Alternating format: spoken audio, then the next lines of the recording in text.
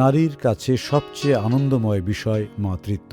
এই মাতৃত্বের সুসংবাদটি জানাতে আর pregnancy test kit অথবা অন্যান্য ডাক্তারি পরীক্ষার প্রয়োজন হবে না। হাতের স্মার্টফোনটি জানিয়ে দেবে মাতৃত্বের সুখবর। জার্মানির হেনোভার ইউনিভার্সিটির সেন্টার ফর টেকনোলজির গবেষক জানায়, তারা স্মার্টফোনের জন্য একটি ফাইবার অপটিক সেন্টার তৈরি করেছেন, যা দিয়ে ডায়াবেটিক, রক্তচাপ, প্রেগন্যান্সি সহ একাধিক বায়োমলিকিউলার টেস্ট করা যাবে।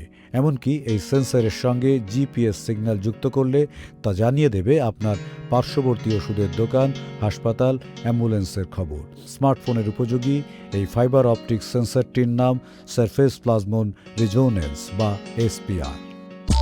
NRBC ব্যাংক, সুখবর প্রতিদিন।